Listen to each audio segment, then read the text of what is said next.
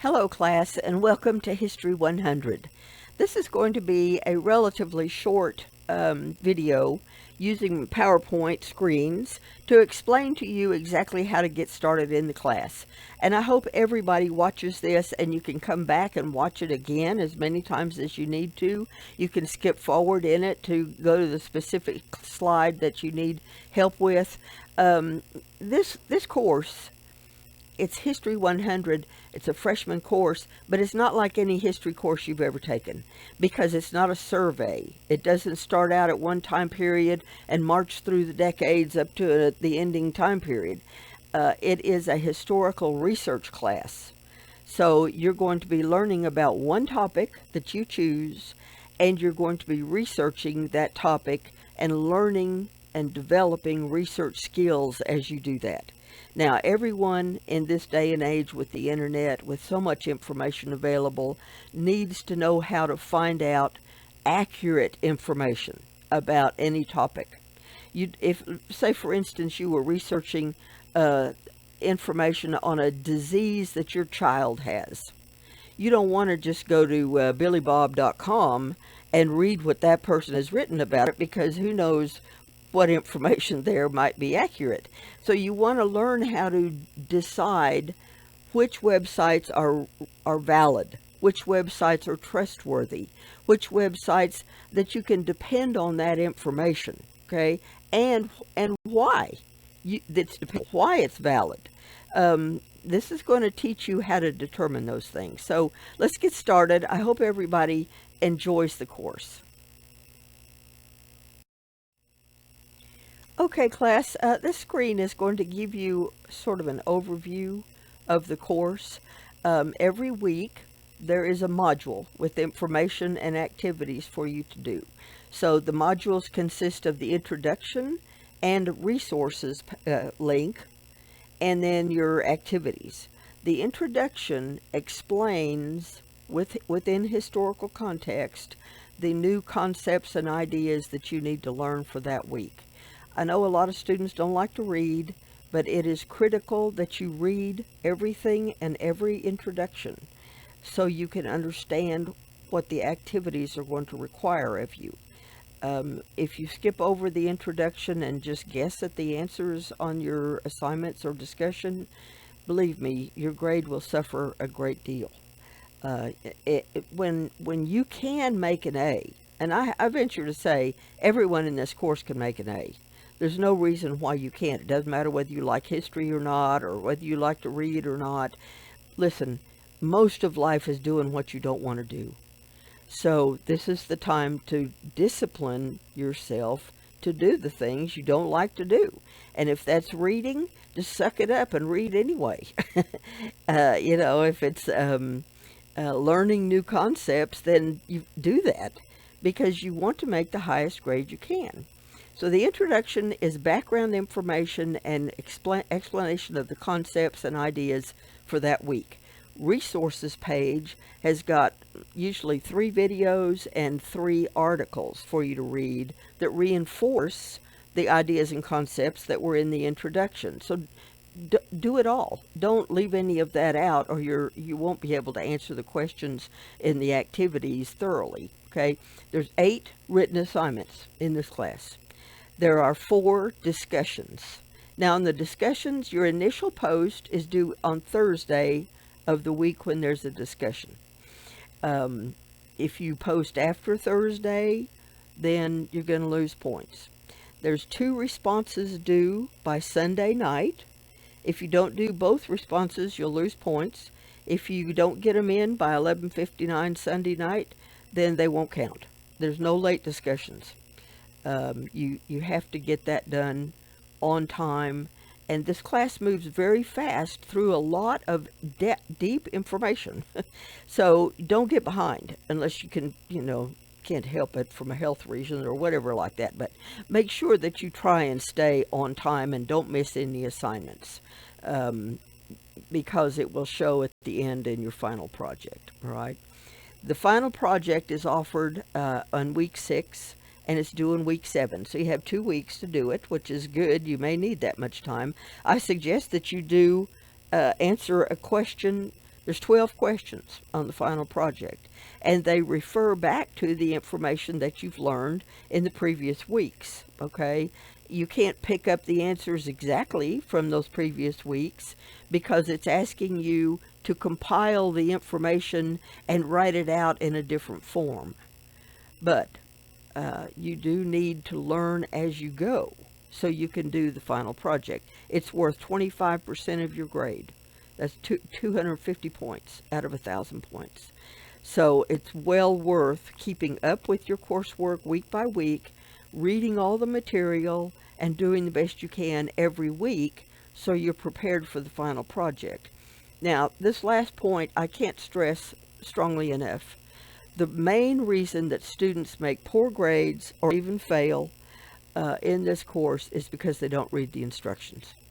That is critical. Don't ever, ever assume that you know what the question means if you haven't read the introduction and gone through the information on the resources page. Because even though a question may use just a simple term from everyday life, and you think, oh yeah, I know what that is. Well, you may not know what it is in a historical context as it applies to your research topic.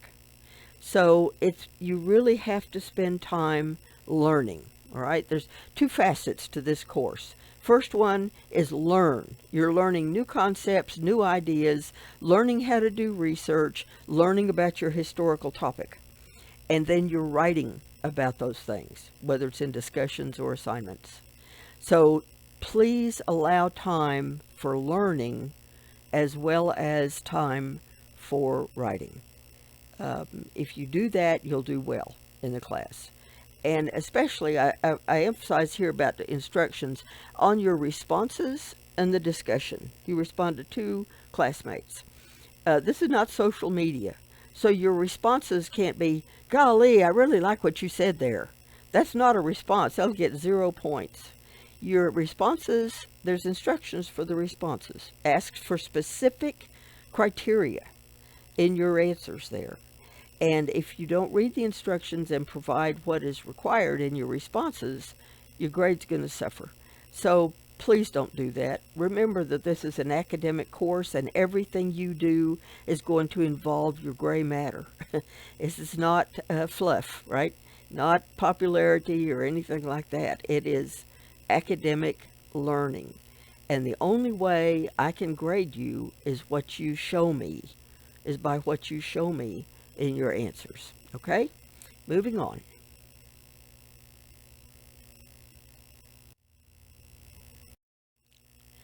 Okay, first of all, this week, you're going to post a discussion that's kind of gets you in the groove of thinking about history and how it can apply to our lives today. Then you're going to select a research topic. This topic will stay with you throughout the whole 8 weeks of the class, and you're going to learn how to do historical research about that specific topic. This is something that you will research in depth and draw conclusions from the sources that you use, okay? The main thing about the sources is that they have to be academically sound. That means that you have to be able to identify the author and Google them if you need to find out some background about them, but they have to have some kind of credentials, either in history or in a related field that gives them expertise on the topic. But then there's also like newspaper reports. Reporters obviously aren't academics, but it needs to be a reputable newspaper source, okay, like the New York Times or any of the well accepted historical newspaper sources. So you have to be able to verify your sources. They have to be academically sound, and you'll learn more about primary sources and secondary sources. I'll talk more about them as they come up also, but primary sources are something that's written at the time or produced, doesn't have to necessarily be written, produced at the time of your historical event.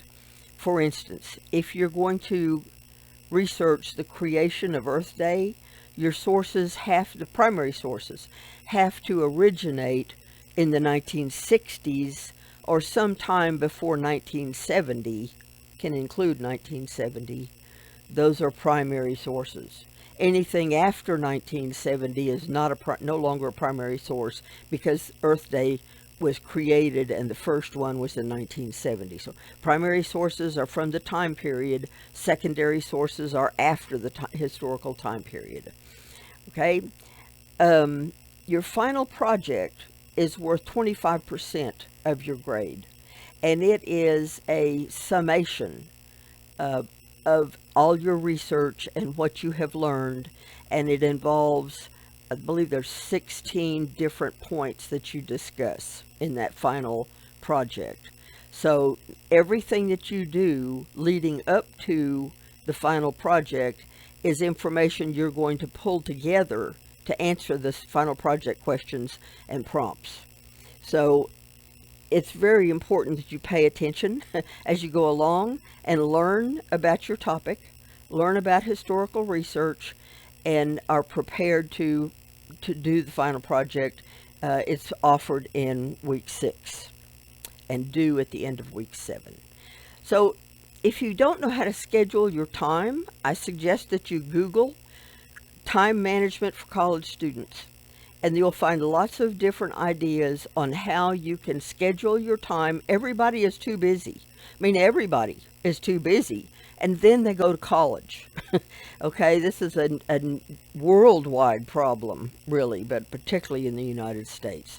So if you feel like you just don't have time to do some of the assignments, you're in good company, because everybody feels that way. But you have to make time. This is a permanent record you're making, and you're creating your grade point average that will stay with you throughout your college career and also into the job market.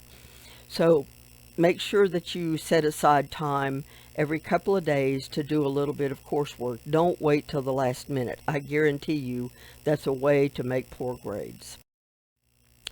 All right, library offers a historical research guide for this course, and there's the link. You can copy it down. It's also linked in the course several times. So the library research guide offers sources that you can use. Librarians have already found them. You don't have to hunt for them. You can use the ones that they offer and read them, and then use that as your sources for your project and to answer the questions in the assignments.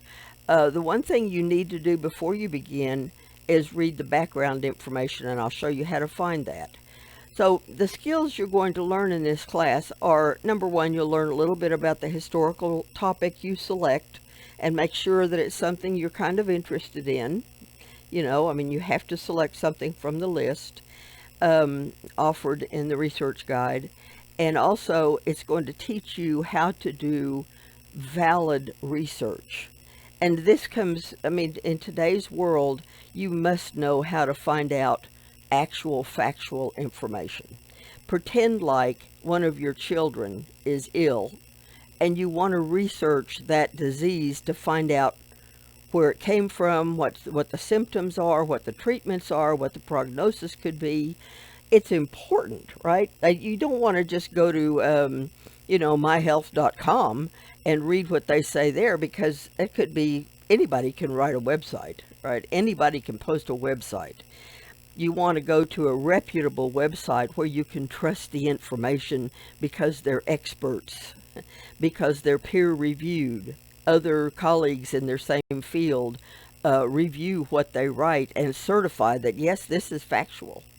That's why academic research is so important and so helpful. All right, moving on. This is the research guide in the Shapiro Library, and when you click on it, you come to this page. You'll see that there's links here on the left-hand side. These are critical. You have to use these links in order to do well in the class.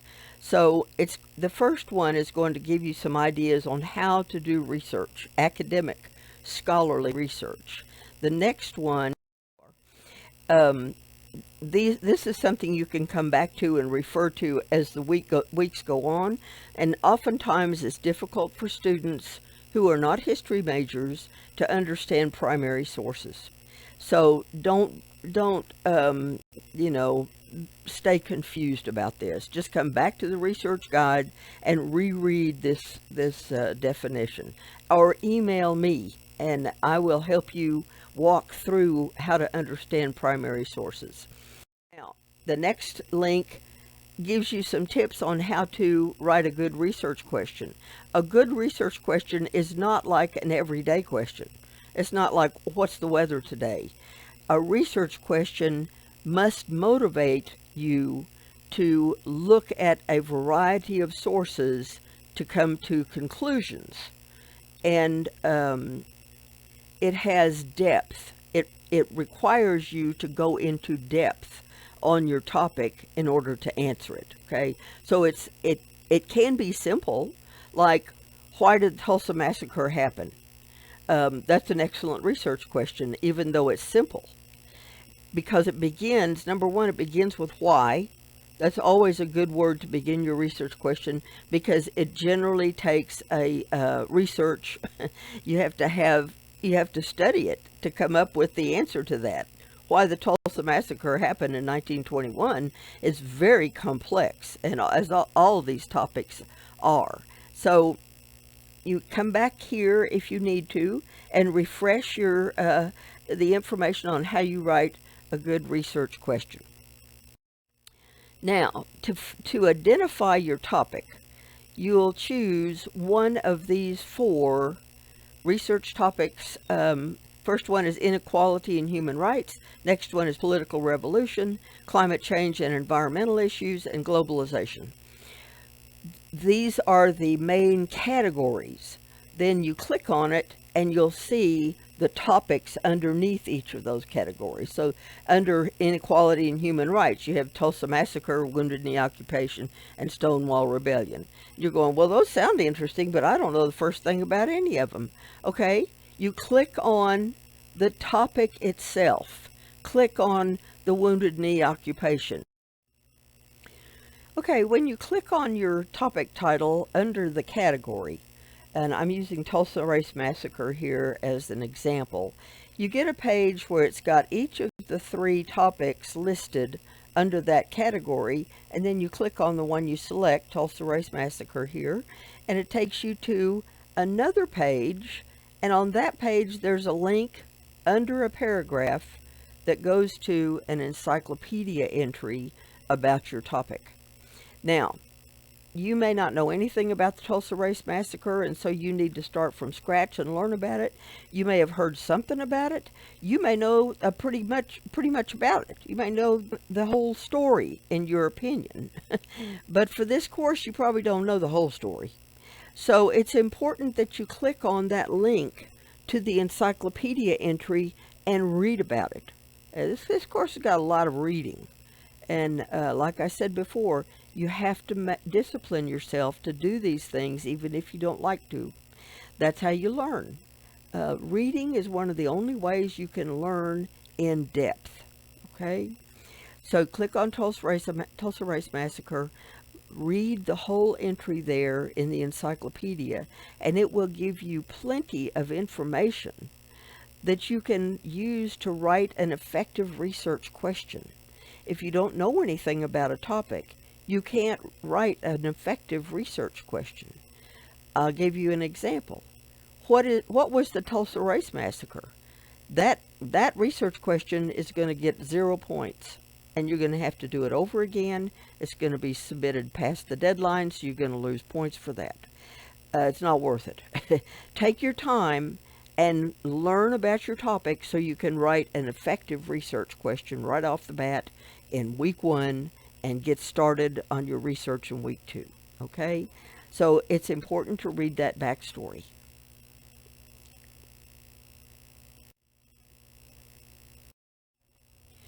Okay, this is the same page as on the previous slide, but I wanted to look at it in a little more depth because it can really help you in the course. So when you click on Tulsa Massacre under the category Inequality and Human Rights, you come to this page. And here is the link. The first link under that paragraph is the link to this encyclopedia entry that gives you the backstory, the background, the details that you need to know about this event so you can develop an effective research question. Then under that, there are some suggested sources. They're in two categories, primary sources and secondary sources. If you want to just use these sources that are already offered, you will not be chasing your tail trying to find effective sources. These are excellent ones. They're going to give you a lot of information on your topic.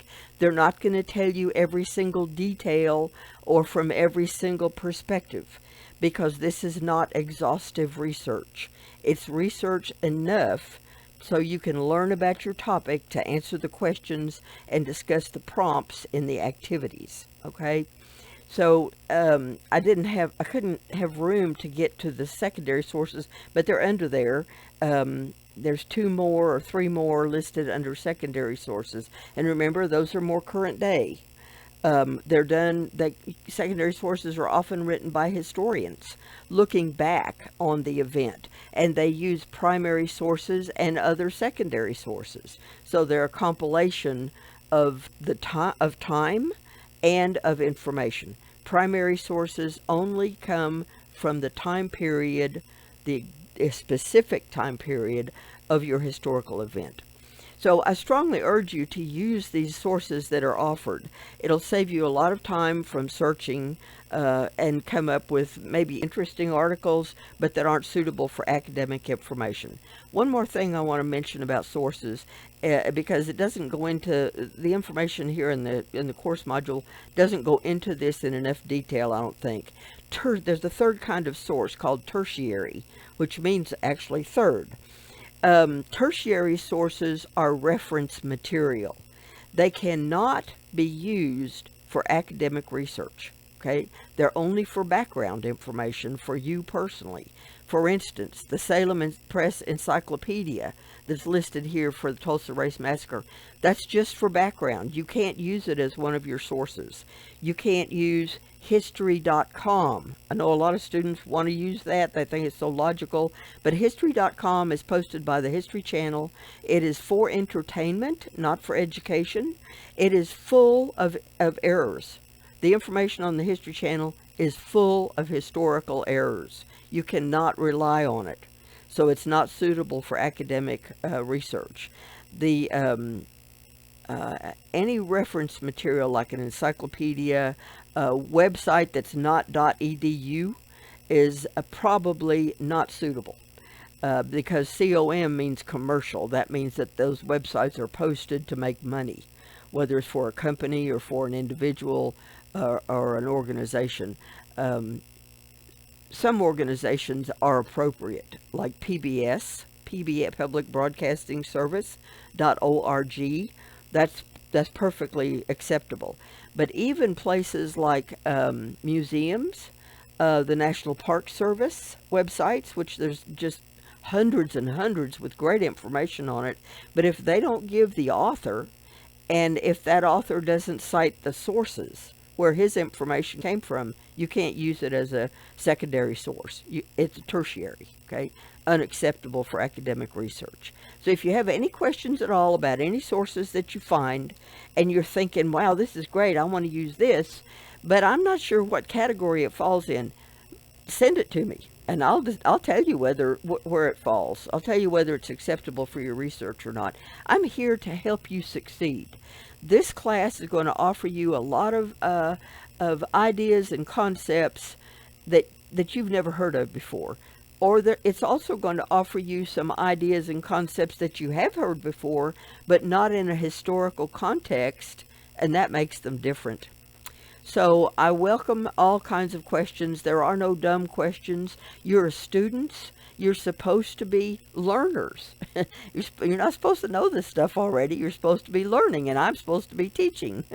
So let me do that. And the slide here is encouraging, again, for you to contact me and ask for help. There's my email address, c.cuskey, Cuskey, at snhu.edu. I can answer any question you have. I mean, that sounds pretty vain. But really, I mean, I've taught this class for years now, and I know history very well. I've got a master's degree in history, so I can probably answer any question you have. If I can't answer your question, I will find out who can answer it, and I'll let you know. Okay, so I'm going to be the final resource you need for any question you have. Okay, I hope everybody enjoys the course and gets a lot out of it. It's going to be challenging, but it can also be eye-opening, and that's what I hope for you. I look forward to working with you.